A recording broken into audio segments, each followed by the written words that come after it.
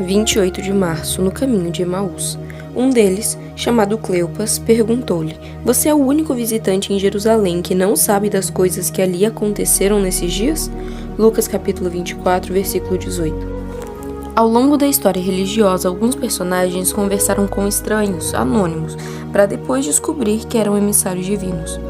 Quando a identidade do mensageiro é descoberta, isso aumenta o mistério e o impacto do encontro, bem como o efeito retórico na narrativa. Isso aconteceu em uma tarde de domingo há quase 2000 anos. Tristes, decepcionados e desiludidos, 2 seguidores de Jesus iam para uma pequena cidade chamada Emaús, a 11 quilômetros de Jerusalém. E estavam comentando os eventos dos últimos dias, quando um estranho os alcançou e perguntou qual era o assunto de sua conversa. A mente anuviada pela incerteza, olhos turvados pelas lágrimas, eles não o reconheceram. Surpreso, Cleopas, que é o nome real ou simplesmente um nome dado por Lucas como censura ao viajante, você é o único que não sabe o que aconteceu? O estranho então passou a explicar-lhe o significado dos acontecimentos. Às vezes, em nossa cegueira, tal qual esse discípulo, pensamos que Jesus é o único que não sabe o que está acontecendo. Julgamos que Deus não entende as coisas e imaginamos que o Salvador é um estrangeiro. Mas na realidade, Jesus é o único que entende tudo. É aquele que está no centro dos acontecimentos. É o único que pode devolver a esperança.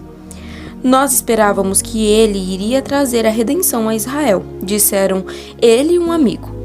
E hoje, o 3º dia, desde que tudo isso aconteceu. Para eles, a redenção não havia sido consumada. A morte de Cristo era um fracasso, o fim de um sonho, a destruição de uma esperança. Mesmo a notícia que Jesus havia ressuscitado não os convencera. Como vocês custam a entender e como demoram a crer em tudo que os profetas falam, disse Jesus. Será que nós também não demoramos a perceber o cumprimento das Escrituras e o significado dos acontecimentos?